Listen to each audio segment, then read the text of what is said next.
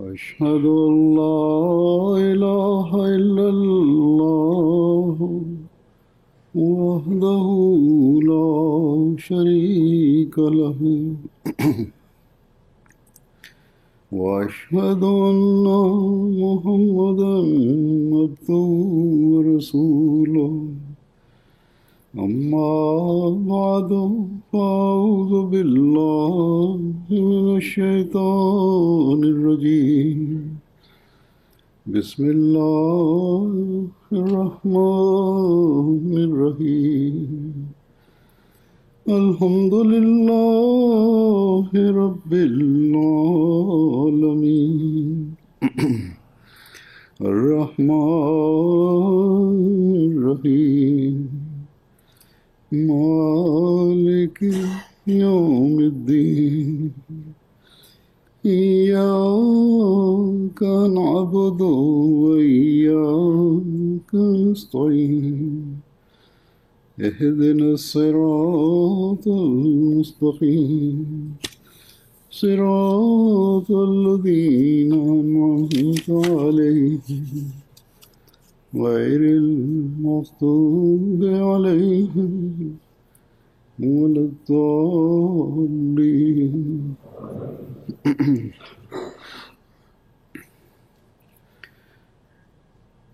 अल्लाह ताला का ये हम पर बड़ा आसान है कि उसने हमें Allah nous a accordé la grande faveur de pouvoir accepter le Messie premier alayhi salam.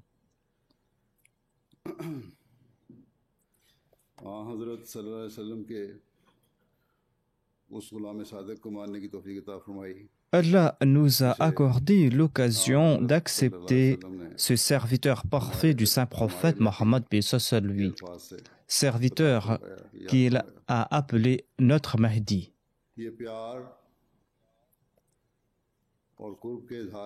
En ajoutant le pronom notre, le saint prophète Mohammed lui a exprimé sa grande affection et sa grande proximité à l'égard du Messie premier alayhi salam.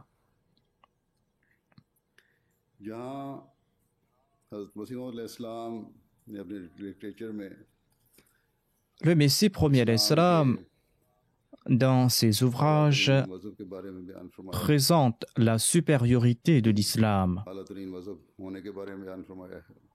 Le Messie premier alayhi salam a présenté la supériorité de l'islam et il a retourné contre les pourfendeurs de l'islam leurs objections. Par ce faire, il a prouvé que l'islam est l'unique religion offrant la proximité divine, ainsi que la religion qui offre le salut contre les péchés.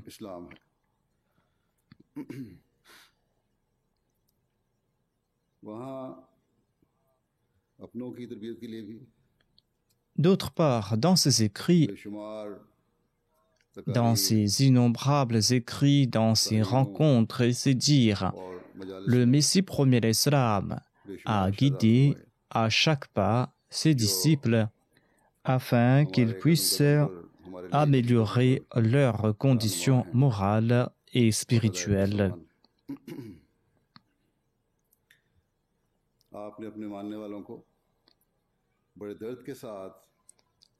Ainsi donc, épris d'une grande inquiétude, le Messie premier alayhi salam a conseillé à ses suivants de s'acquitter de leur serment d'allégeance et de devenir de vrais croyants. Ce sont autant de conseils que nous devons toujours avoir à l'esprit. Ceci sera le moyen pour accomplir notre réforme spirituelle. Grâce à ce moyen, nous aurons une meilleure compréhension de la foi. Et grâce à ce moyen, nous allons nous rapprocher davantage de Dieu.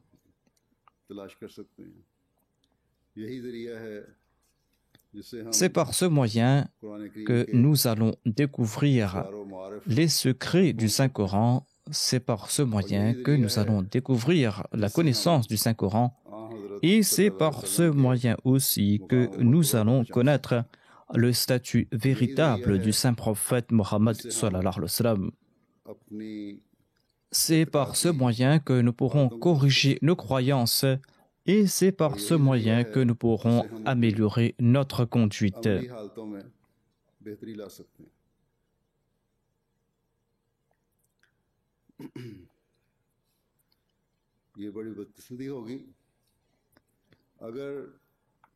Ce sera là un grand malheur si nous ne profitons pas de ce trésor en dépit de sa présence.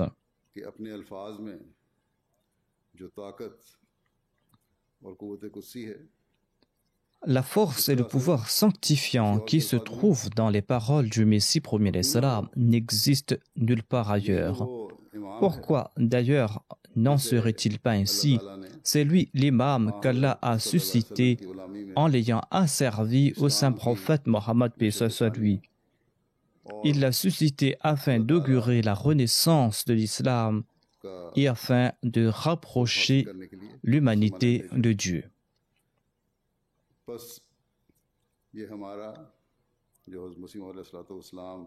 Nous qui proclamons avoir prêté allégeance au Messie premier d'Islam, nous devons lire ses écrits et nous devons les écouter. Nous devons lire ses écrits et les écouter tout en tentant de les traduire dans la pratique. Nous devons tenter d'être à la hauteur des attentes du Messie premier d'Islam.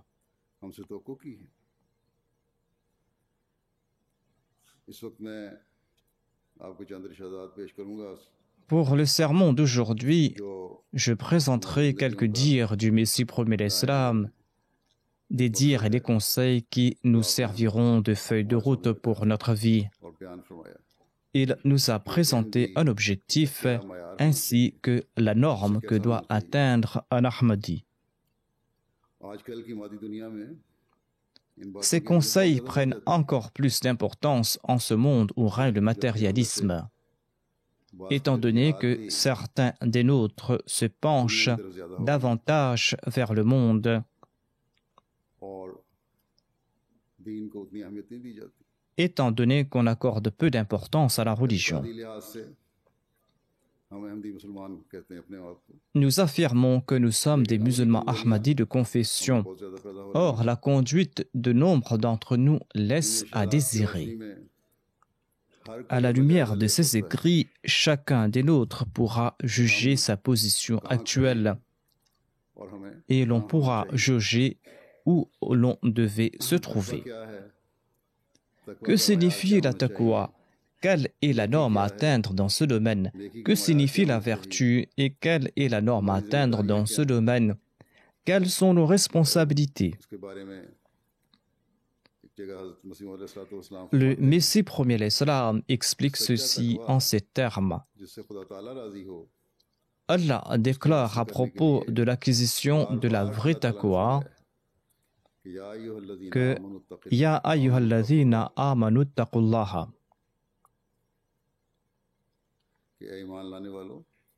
C'est-à-dire, ô vous qui croyez, adoptez la taqwa. Allah affirme ensuite Inna Allaha ma'alladhina taqaw walladhina hum muhsinoun.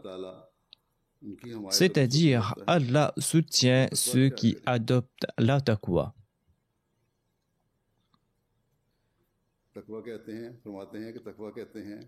La taqwa signifie éviter le mal.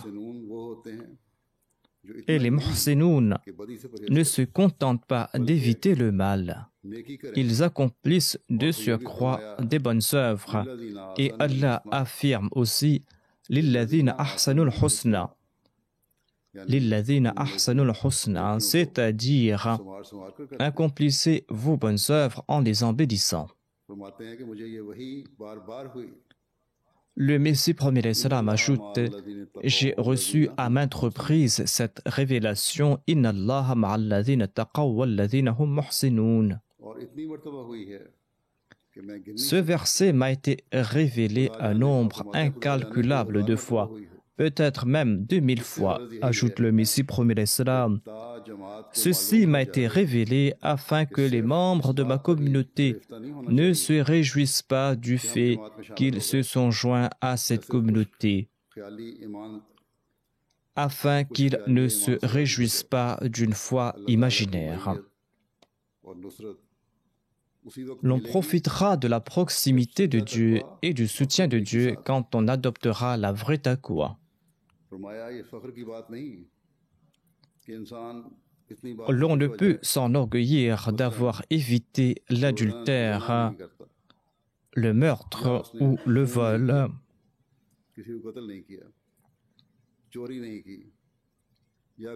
On ne peut s'enorgueillir d'avoir évité ces infamies. Éviter les péchés n'est ni preuve d'excellence, ni source de fierté.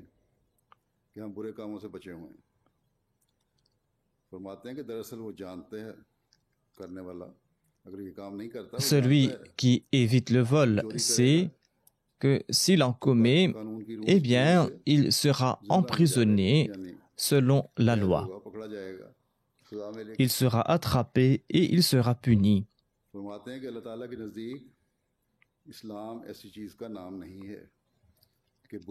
L'islam auprès d'Allah ne signifie pas se contenter d'éviter les mauvaises actions. Tant que l'on n'abandonne pas le mal pour accomplir de bonnes œuvres, l'on ne sera pas spirituellement vivant. Les bonnes œuvres ressemblent à de la nourriture. Personne ne pourra vivre sans aliments. De même, tant que l'on n'accomplira pas des bonnes œuvres, des œuvres pieuses, l'on ne pourra rien accomplir du tout. C'est en abandonnant le mal que l'on pourra progresser spirituellement.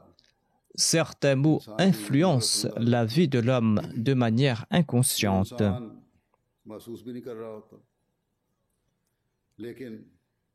Mais vient ensuite le moment où l'on est attrapé par Dieu en raison de ses transgressions.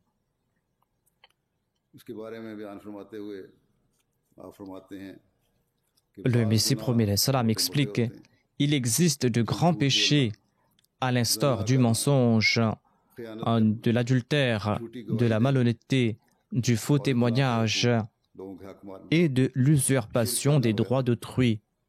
Il y a aussi le shirk. Cependant, l'on est aussi coupable de péchés subtils et l'on est inconscient à ce propos. L'on vieillit sans considérer ses actions comme autant de péchés. On passe toute sa vie à commettre ces transgressions que l'on considère insignifiantes. Le Messie premier l'Islam nous cite des exemples. Il dit certains ont l'habitude de se plaindre à propos d'autrui et d'exprimer leur mécontentement, car un tel a dit ceci, un tel a dit cela. À leurs yeux, ce sont des faits ordinaires, quand aux yeux du Coran, ce sont des actes gravissimes. Ces plaintes se transforment en fin de compte en de la médisance.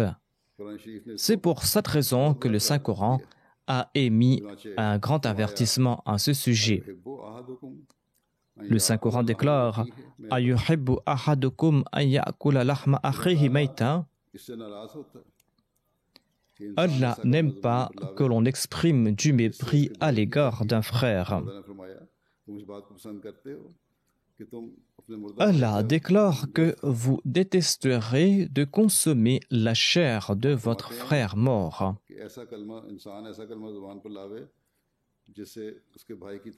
Énoncer des propos méprisants à l'égard d'un frère attire la colère divine, car ces paroles incitent à nuire à autrui. C'est-à-dire que l'on ne s'arrête plus aux simples paroles, l'on nuit aussi à autrui.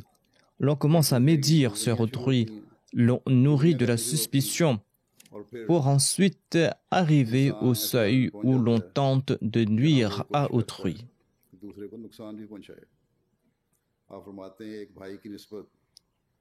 Le Messie premier l'Islam ajoute « L'on tente de prouver que l'autre est un ignorant l'on tente de prouver que l'autre est un imbécile. En secret, l'on dévoile impudemment ses habitudes et l'on exprime son inimitié à son égard. Il en est de même de l'avarice et de la colère. Ce sont autant d'actions condamnables. En accord au commandement divin, il faudra, dans un premier temps, éviter ces maux, éviter ces transgressions, que ces transgressions et ces maux concernent les yeux ou les oreilles, les mains ou les pieds. Il ne faut pas commettre ces transgressions ni par les yeux, ni par les oreilles, ni par les mains, ni par les pieds. Il ne faut point commettre des péchés par ses membres, car Allah affirme « Wala taqfu ma laysa laka bihi ilm, inna sam'a wal basar wal fu'ada, kullu ulaika kana anhu mas'oula » C'est-à-dire, ne suivez pas ce dont vous n'avez aucune connaissance, car l'on demandera des comptes aux oreilles, aux yeux, au cœur et à chaque membre du corps. C'est-à-dire qu'après la mort, l'on devra rendre compte de ses actions auprès de Dieu. Le Messie premier l'Islam déclare la suspicion est la cause de nombreuses transgressions. L'on tire des conclusions hâtives sans mener d'enquête dès qu'on entend quelque chose sur quelqu'un. Ne ressassez pas dans le cœur ce dont vous n'avez aucune connaissance certaine ou aucune conviction. Cette méthode vise à effacer les suspicions sans constat visuel et sans de décision juste. Il ne faut pas ressasser ces suspicions ou en faire l'évocation. Le Messie premier l'Islam ajoute, c'est un conseil sage et excellent. Beaucoup sont attrapés en raison de leurs propos. Ainsi, si nous nous débarrassons des suspicions, la moitié des troubles et des disputes et de l'animosité de nos sociétés disparaîtront. L'on pourra faire naître de l'unité. Le Messie premier l'Islam ajoute, beaucoup sont attrapés en raison de leurs propos et cela leur cause des remords et des pertes, c'est-à-dire leurs propos dévoilent la vérité et ils sont attrapés. La réalité dément leurs propos et ils sont embarrassés. C'est pour cette raison qu'il vaut mieux ne pas avoir une mauvaise opinion de l'autre ou de mener une enquête si l'on entend quelque chose. L'homme est faible et certaines pensées naissent automatiquement dans le cœur. Or, si on ne les traduit pas dans la pratique, l'on sera pardonné par Allah. Allah ne nous attrapera pas pour de telles pensées, mais pour les avoir traduits dans la pratique. Le Messie premier l'Islam nous explique comment Allah nous attrape. Il déclare, les pensées passagères n'exposent pas au châtiment. Par exemple, l'on peut souhaiter avoir tel ou tel bien.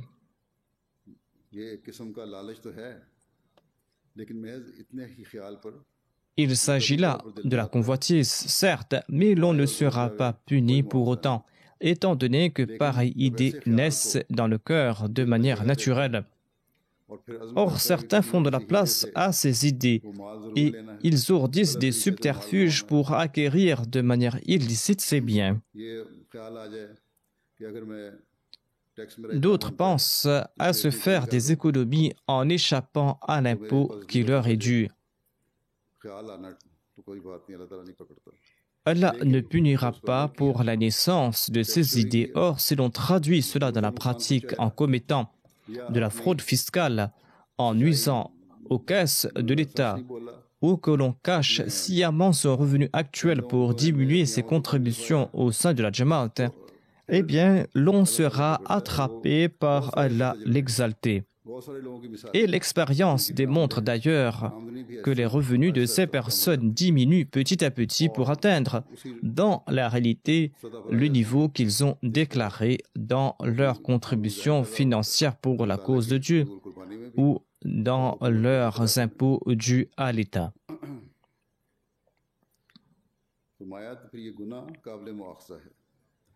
En ce cas, explique le Messie prophète l'Islam, ce péché sera passible de punition.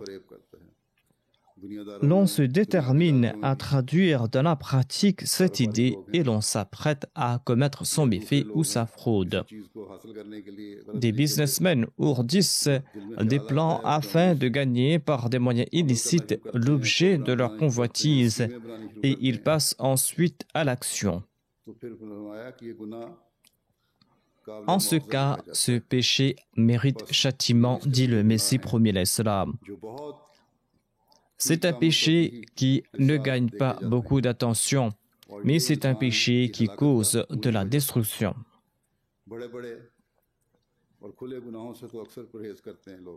La majorité des gens évitent les grands péchés. Le Messie prophète l'Islam déclare « Ils sont nombreux à ne pas avoir commis de meurtre, à ne pas avoir commis de vol ou d'autres grands péchés de cette catégorie. » Or, combien sont-ils à ne pas s'être plaints d'autrui? Combien sont-ils à ne pas avoir médit, à ne pas avoir nourri de mauvaises pensées sur un autre? Combien sont-ils à ne pas avoir blessé leurs frères par leurs propos ou qui n'ont pas menti?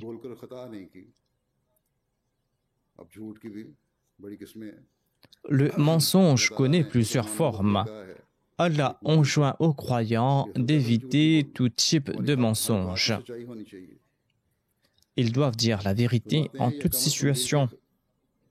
Le Messie premier l'Islam ajoute « Il ne faut pas s'attarder sur ces pensées pernicieuses. »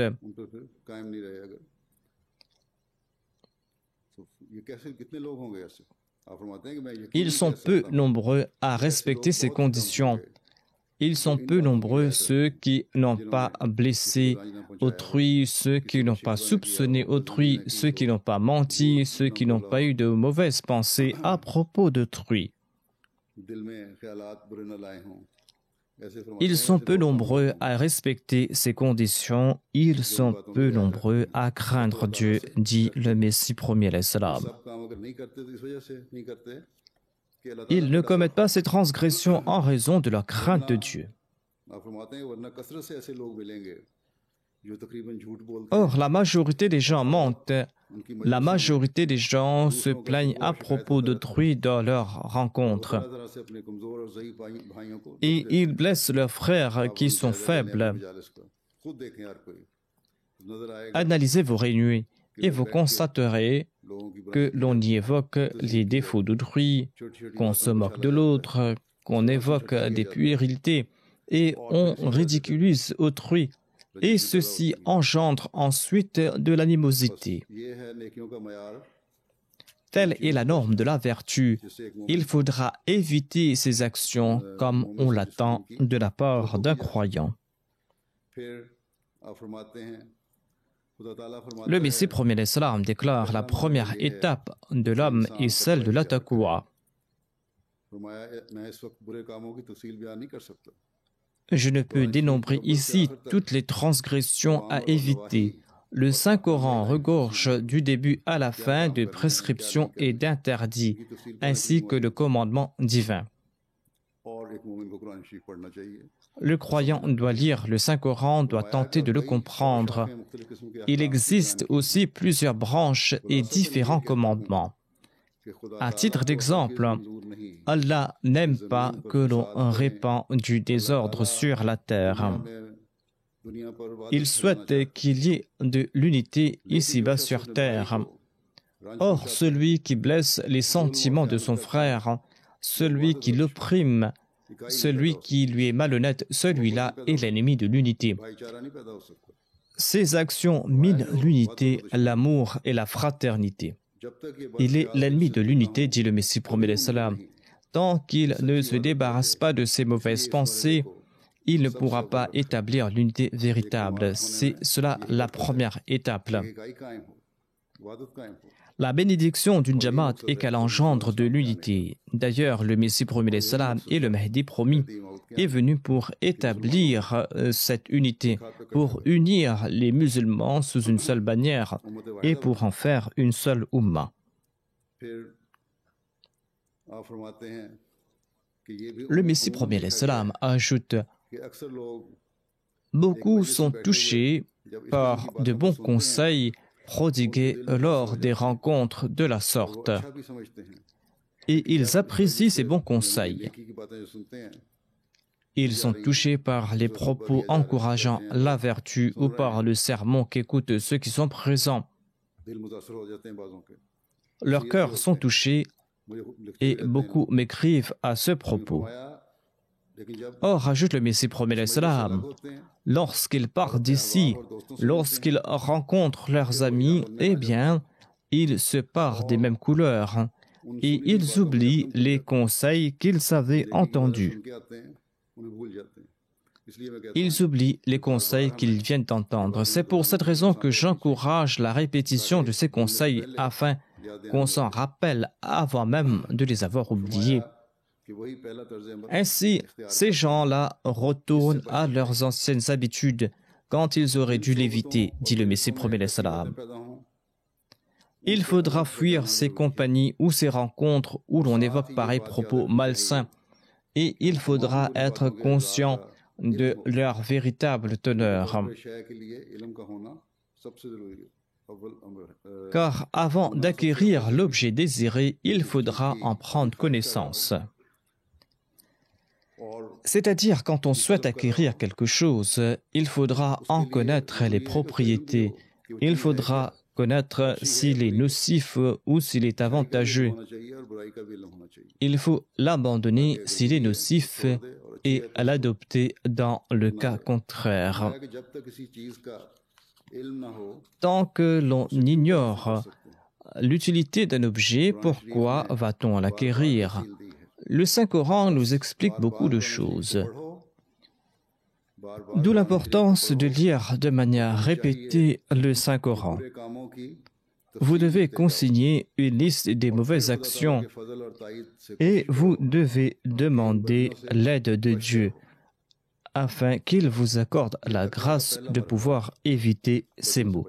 Ceci est la première étape de la taqwa, notamment le fait d'éviter le mal. Quand vous entreprendrez des efforts en ce sens, Allah vous en protégera. Allah va vous protéger de ces maux et il va vous offrir la boisson faite de camphre qui refroidira votre passion à commettre les péchés. Selon les médecins traditionnels, le camphre refroidit les passions et on utilise le camphre pour ses vertus thérapeutiques. Ici, le Messie promis l'Islam a évoqué les maladies spirituelles, affirmant que le fait d'éviter les péchés se transformera en boisson camphrée et petit à petit, les péchés diminueront et ces péchés vont disparaître. Par la suite, l'on accomplira uniquement des bonnes œuvres. L'on reçoit cette coupe uniquement quand on devient muttaqi, sinon les actes d'adoration et les prières ne seront pas exaucés. Celui qui souhaite que ses actes d'adoration et ses prières soient exaucés doit éviter le mal et il doit adopter la vertu. Ceci est la taqwa.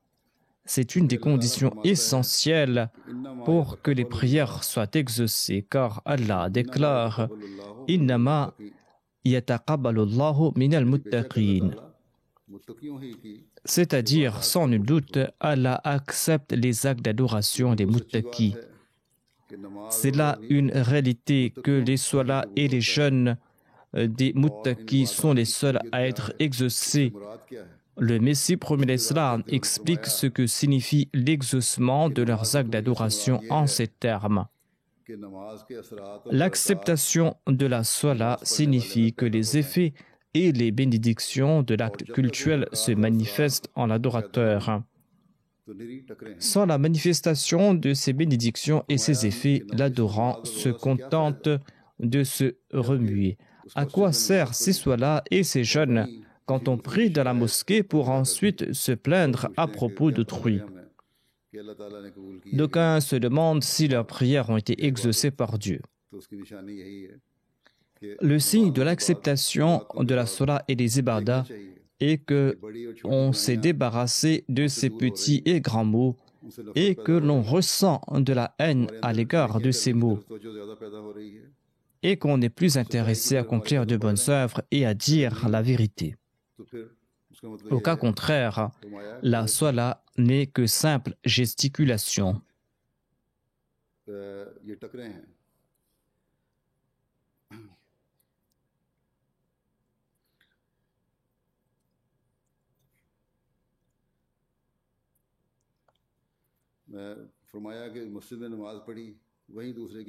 Le Messie promet l'Islam déclare: dès la Salat accomplie à la mosquée, l'on commence à se plaindre d'autrui, à émettre ses doutes et ses suspicions sur les autres, à violer ses engagements. Les membres d'une assemblée doivent respecter la confidentialité de ces assemblées. Les titulaires de poste, en particulier, ne doivent pas discuter à la maison ou à une tierce personne à propos des délibérations des réunions de la Jamaat. C'est une règle que l'on doit respecter. Beaucoup de ces conflits naissent parce qu'on ne respecte pas le devoir de confidentialité de ces réunions. Et l'on commence à être jaloux à propos de la position d'un tel. L'on s'attaque à l'honneur d'un autre. Le Messie promet l'Islam déclare que les soilas de ceux qui s'adonnent à ces mots ne servent à rien. J'ai connaissance personnelle de certains jeunes et d'ailleurs certains m'écrivent aussi. Ils ont été témoins du comportement de certains titulaires de poste ou de leurs aînés. Ces jeunes s'éloignent petit à petit de la Jamaat, de la mosquée, des actes d'adoration pour ensuite s'éloigner de Dieu. Ainsi, les soilas de ceux qui en sont la cause ne servent à rien, voire ces soilas nuisent à autrui.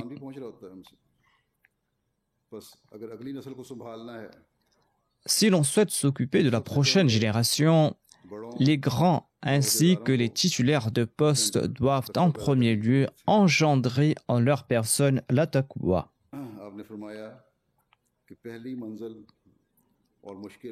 La première étape est l'étape difficile pour celui qui veut être un musulman et qu'il doit éviter les mauvaises actions. C'est cela la taqwa. Le Messie promet l'Islam explique: sachez que la taqwa ne signifie pas éviter uniquement les grands mots. Il faudra éviter ces mots qui sont les plus subtils. Par exemple, le fait de se moquer d'autrui, de ridiculiser une tierce personne en réunion, ou encore de s'asseoir dans une réunion où l'on se moque d'Allah et de son prophète, où l'on s'attaque à ses frères. Même si l'on n'est pas en train d'approuver ces propos aux yeux d'Allah, le simple fait de s'asseoir parmi ces gens-là, d'écouter leurs propos est en soi un acte condamnable, même si l'on ne participe pas dans la conversation. Ceux qui ont une maladie au cœur agissent de la sorte, car s'ils étaient conscients du mal, pourquoi auraient-ils participé à pareille réunion? Le Messie promet l'Islam explique que ceux qui écoutent ces propos malveillants sont considérés comme ceux qui en sont coupables. Ceux qui énoncent de tels propos tombent sous le coup du châtiment, car ils ont été coupables d'un péché. Or, ceux qui s'asseyent silencieusement devront aussi payer le prix de ce péché. Ils sont tout aussi pécheurs et ils vont devoir goûter aux conséquences de cette action. Le Messie promet l'Islam déclare: écoutez ceci attentivement et lisez le Coran à maintes reprises, car ceci est le commandement de Dieu.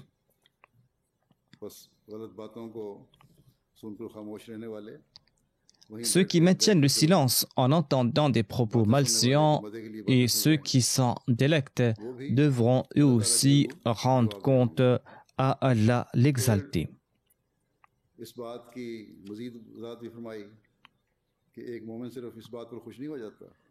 Le Messie promet l'Islam explique aussi que le croyant ne doit pas se contenter d'éviter le mal. C'est un point évoqué auparavant. Les bonnes gens des autres religions et les autres nations, ou la majorité d'entre eux, évitent de commettre ces méfaits. Le Messie promet l'Islam explique: certains chez les hindous et chez les chrétiens ne commettent pas des péchés. Par exemple, certains ne mentent pas, ils ne volent pas les biens d'autrui, ils remboursent leurs dettes et ils sont honnêtes. Or, Allah affirme qu'il n'est pas satisfait du simple fait qu'on évite à commettre ces péchés. Il faudra en retour faire le bien, car sans cela, le salut n'est pas garanti. Imbécile est celui qui s'enorgueillit du fait qu'il évite les transgressions. L'islam ne vise pas à mener l'homme à ce niveau uniquement. Il souhaite qu'il remplisse ces deux conditions, à savoir qu'il abandonne entièrement le mal et qu'il accomplisse des actes de vertu en toute sincérité. Le salut n'est pas garanti sans le respect de ces deux conditions. Le Messie promet l'Islam déclare: j'encourage ma Jamaat à progresser dans la taqwa et dans la pureté. Et c'est ainsi que vous allez profiter du soutien de Dieu, tout comme il le déclare: Inna Allaha ma'alladhina taqaw walladhina hum muhsinun. Allah est certainement avec ceux qui suivent la voie de la taqwa et qui accomplissent des actes de vertu et qui font le bien. Le Messie promet l'Islam ajoute: sachez que si vous n'adoptez pas la taqwa et si vous n'accomplissez pas à foison les bonnes œuvres que Dieu souhaite de votre part, il vous détruira en premier, car vous avez accepté un véridique, mais dans la pratique, vous l'avez renié. C'est-à-dire, vous avez accepté l'imam de l'époque, vous avez annoncé que vous êtes meilleur que les autres musulmans, vous annoncez que vous suivez la voie de la vertu. Or, sans la taqwa, vous serez en train de le rejeter dans la pratique. Le Messie promet l'Islam ajoute: ne vous contentez pas du serment d'allégeance et n'en soyez pas fiers. Sans posséder la vraie taqwa, vous ne serez jamais sauf. Allah n'est apparenté à personne et personne n'est privilégié à ses yeux. Nos opposants ont été créés par lui, tout comme vous avez été créés par lui. Ces opposants sont les créatures de Dieu et nous sommes ces créatures de Dieu. Ainsi, une simple différence de doctrine ne servira pas à grand-chose tant que vos paroles et vos actions ne sont pas en conformité. Les autres musulmans croient aussi que Dieu est unique, que le Saint-Coran, le Khatamun Nabiyyin, et que le Coran est le dernier livre de loi. Nous partageons avec les autres musulmans les mêmes croyances. Or, s'il y a des contradictions entre nos paroles et nos actions, ces doctrines ne serviront pas à grand-chose. L'action est essentielle. Ainsi, il ne suffit pas de croire en l'islam, il ne suffit pas de se dire Ahmadi, il faudra conformer sa conduite aux ordres divins et tenter d'être un véritable croyant, comme Allah le souhaite de notre part. Le Messie promet l'Islam déclare: Allah souhaite que vous démontriez la droiture dans la pratique afin qu'il soit avec vous. Si vos qualités telles que la miséricorde, la courtoisie, la bienveillance, la vertu, la sympathie et l'humilité font défaut, s'il y a des manques dans ces bonnes œuvres, eh bien je le dis et je le répète, vous serez la toute première Jamaat à connaître la destruction.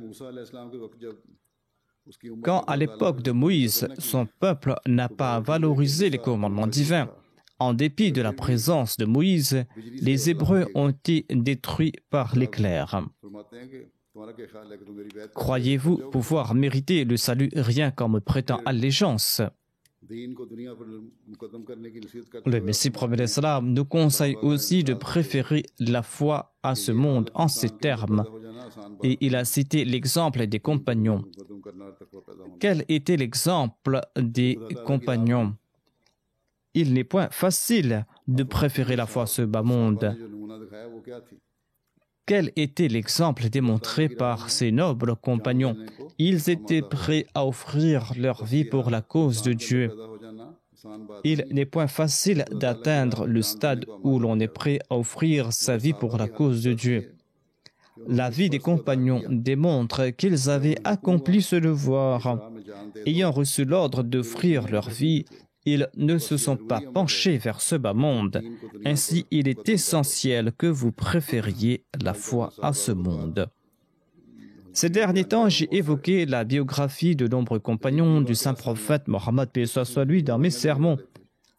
L'on y découvre des récits fort merveilleux de leurs sacrifices, de leurs vertus, de leur taqwa, de la norme de leurs actes d'adoration. J'en ai évoqué afin que nous puissions avoir leurs exemples en tête. D'ailleurs, le saint prophète a déclaré que ses compagnons ressemblent à des étoiles. Il suffit de suivre n'importe lequel parmi ses compagnons pour être guidé sur le droit chemin. Ainsi, ces compagnons nous servent de référence. Le Messie prophète salam ajoute: celui qui se joint à cette jamaat tout en ayant comme objectif l'acquisition des biens de ce monde, eh bien celui-là, aux yeux d'Allah, n'est pas un membre de cette communauté. Aux yeux d'Allah, les membres de cette jamaat sont ceux qui se sont détournés de ce bas monde. Il explique ce dernier point en ces termes: ne croyez pas que vous serez détruits en vous détournant de ce monde. Cette idée vous éloignera de la connaissance de Dieu. Allah ne laisse jamais partir à la perdition celui qui se voue entièrement à lui. Il devient son pourvoyeur. Allah est Karim, il est généreux. Celui qui perd quelque chose dans sa voie obtient tout. Je l'annonce en toute vérité. Allah aime ceux qui respectent ses commandements et il bénit leurs enfants. Il est impossible que celui qui obéit à Dieu au doigt et à l'œil soit détruit ou que ses enfants soient détruits. Ceux qui abandonnent Dieu pour se vouer à ce monde connaissent la destruction ici-bas. N'est-il pas vrai que tout se trouve entre les mains d'Allah? Sans lui, l'on ne remportera aucune victoire lors des procès, ni aucun succès, ni aucun confort, ni aucune sérénité. L'on peut posséder d'immenses richesses. Mais qui pourra garantir que sa femme et ses enfants en profiteront après son décès? Il existe en effet de nombreux exemples où les biens ont été détournés après le décès de leur propriétaire. Réfléchissez sur ces points et réformez-vous. La Jamaat ou les Ahmadis sont loués pour la simple raison que Dieu est en train de couvrir leurs défauts. C'est Allah qui couvre vos défauts, c'est pour cette raison que vous êtes loués. Or, l'épreuve ou les tribulations mettent une personne à nu. La maladie qui se trouve au cœur frappe avec virulence et détruit le concerné.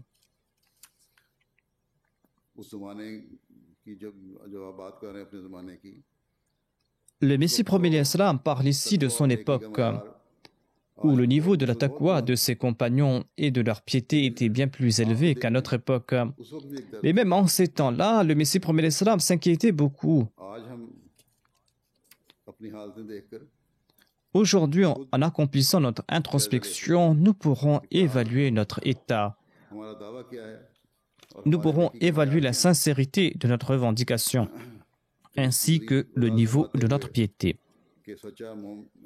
En expliquant davantage la nature du véritable croyant, le Messie prophète sallam déclare: ayez toujours à l'esprit qu'aux yeux d'Allah, celui qui sera considéré comme un véritable croyant et celui dont l'allégeance sera acceptée, celui qui donnera préséance à sa foi sur les affaires mondaines, comme il le promet lors de la Bayra. S'il accorde préséance aux choses mondaines, il brise son serment d'allégeance et il est condamnable aux yeux d'Allah. Ayez toujours à l'esprit que tant que les actes d'une personne ne sont pas justes, ses paroles ne sont que vaines déclarations.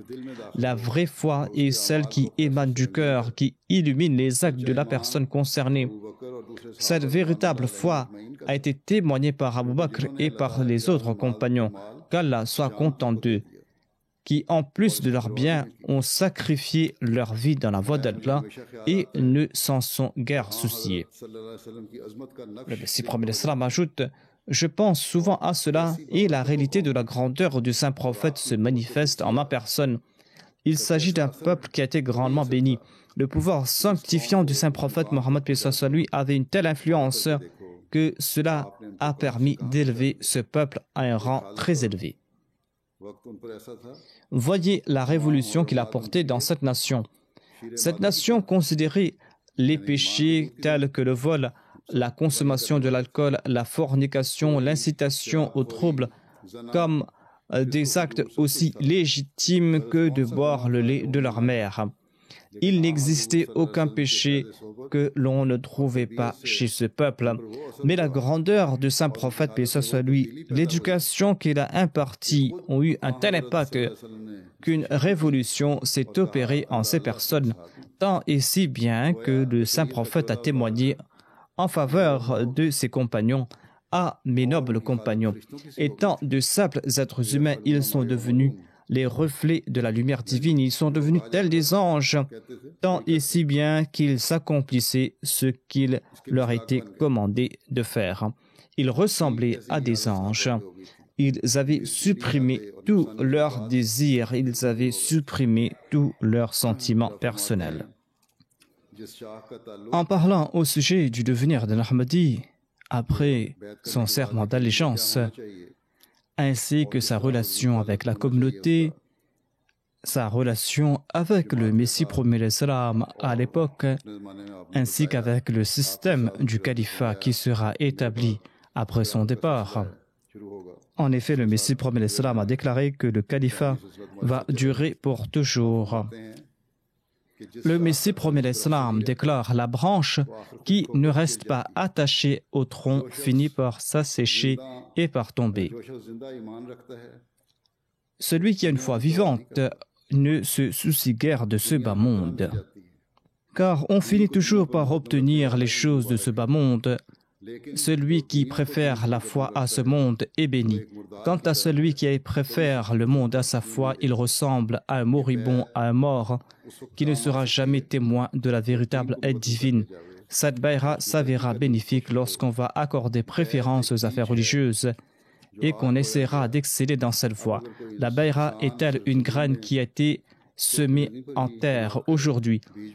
Si le paysan se contente uniquement de mettre la semence en terre et ne fait rien pour récolter des fruits, s'il ne travaille pas la terre, s'il ne l'arrose pas, s'il n'ajoute pas de temps en temps de l'engrais, s'il ne protège pas la pousse, peut-il espérer obtenir un fruit? Cette région où nous trouvons, le Texas, est agricole. De nombreuses personnes qui sont venues très récemment s'installer ici, des réfugiés ou des demandeurs d'asile, viennent des régions rurales du Pakistan et ils savent également qu'après avoir semé des graines, si l'on ne s'occupe pas de ces semences, eh bien, on ne peut pas escompter des fruits. Je souhaite également dire à ces nouveaux venus qui sont venus s'installer ici qu'Allah vous a permis d'avoir une meilleure situation ici. Vous avez la liberté de pratiquer votre religion. Vous pouvez vous acquitter de vos devoirs concernant l'adoration et vous pouvez exprimer librement votre opinion religieuse. Pour ces raisons, il est très important pour les Ahmadis qui sont venus ici du Pakistan qu'ils fassent de leur mieux pour s'acquitter de leurs devoirs, pour accorder préscience à leur foi sur les affaires mondaines et pour suivre les enseignements de Dieu. Ils doivent user de toutes leurs aptitudes pour atteindre cet objectif. Le Messie premier l'Islam déclare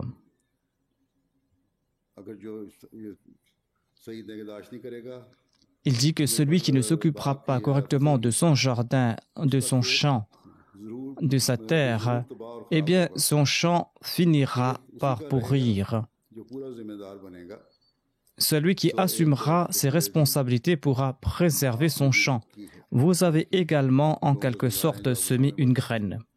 Le Messie promet salam prodiguait ses conseils à ceux qui étaient assis devant lui dans son assemblée. Aujourd'hui, nous sommes concernés par ces paroles. Nous avons également semé une graine en acceptant l'Ahmadiyya. Le Messie promet salam dit: Dieu l'exalté est au courant de ce qui se trouve dans la destinée de chaque personne. Chanceux sont ces personnes qui protègent cette plante et qui prient pour leur progrès. À titre d'exemple, il doit y avoir un changement dans la salat. On doit être vigilant à cet égard. On ne doit pas se contenter de bâtir une mosquée. On a bâti des mosquées, certes, nous devons à présent en respecter les exigences. Ensuite, le Messie promet l'Islam a prodigué un conseil important à la communauté que je vais vous présenter. Il déclare: cette époque est de plus en plus perverse. Le shirk, les innovations et divers péchés ont pris de l'ampleur. Lors de la Bayra, on promet de préférer la foi à ce monde.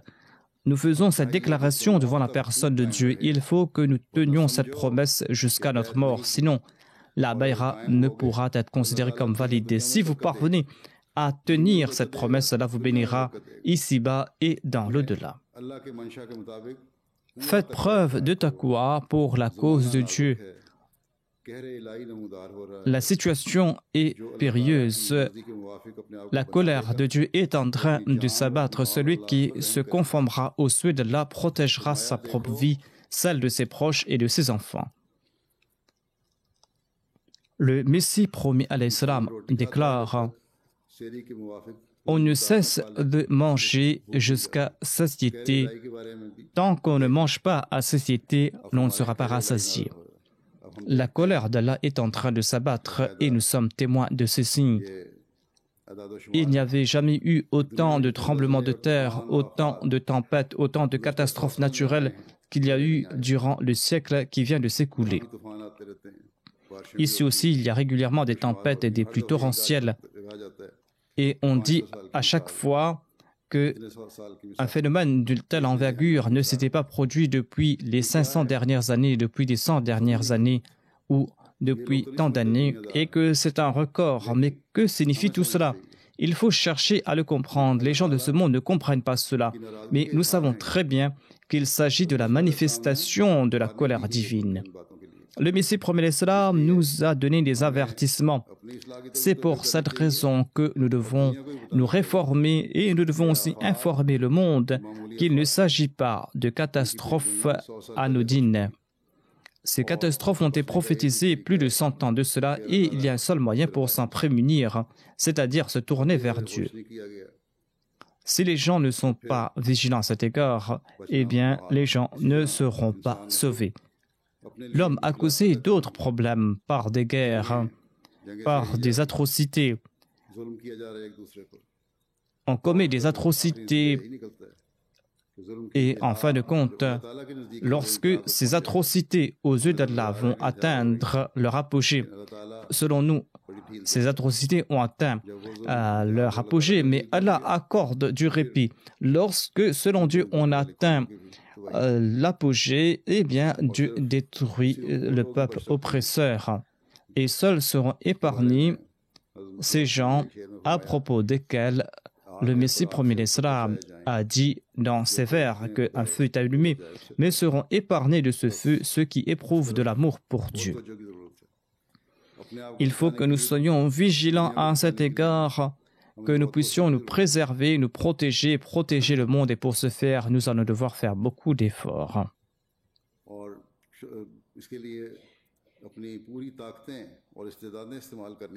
Nous allons devoir faire beaucoup d'efforts en ce sens. Le Messie promet l'Islam déclare: quand on a faim et qu'on ne mange pas à satiété, eh bien, l'on restera affamé. Est-il possible que l'on soit rassasié en consommant que quelques miettes? Certainement pas. Si l'on ne consomme qu'une goutte, cela ne sauvera pas la vie. L'assoiffé mourra malgré cette goutte d'eau. Tant qu'il n'avalera pas et tant qu'il ne boira pas le minimum vital, il ne sera pas sauvé. Il faut manger et boire un minimum vital afin de rester en vie.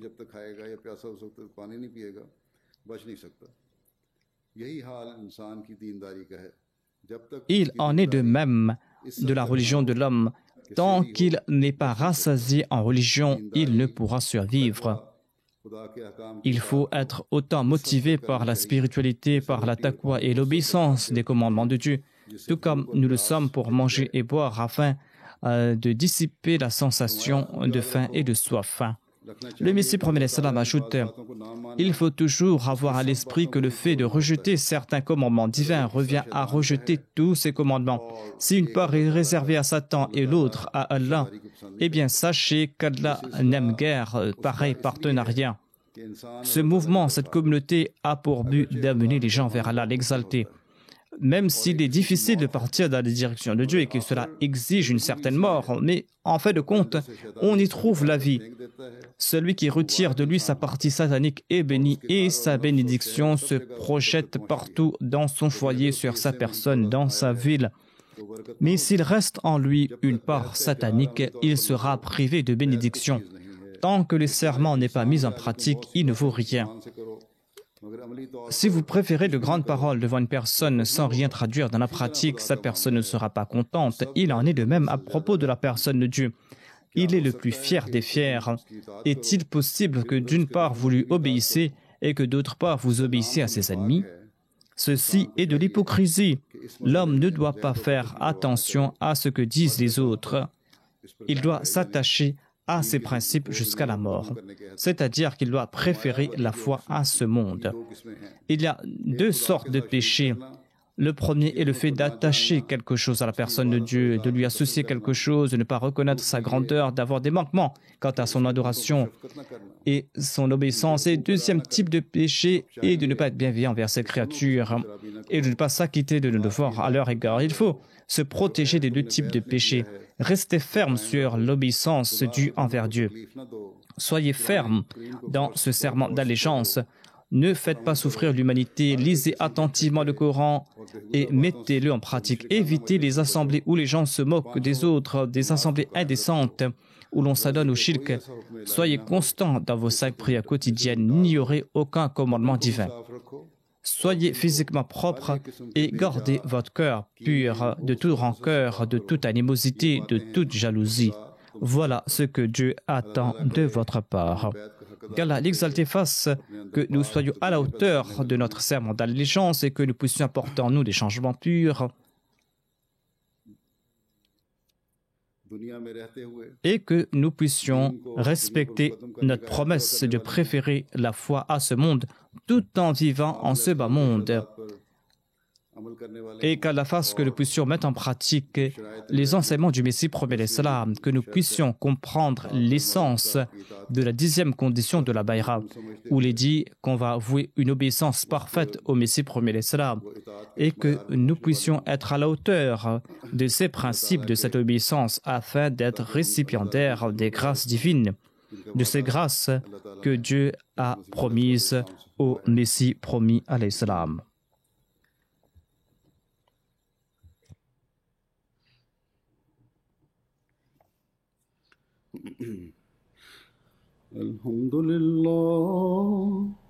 Alhamdulillah, nahmaduhu wa nasta'inuhu wa nastaghfiruhu wa nu'minu bihi wa natawakkalu alayhi wa na'udhu billahi min shururi anfusina wa min sayyiati a'malina.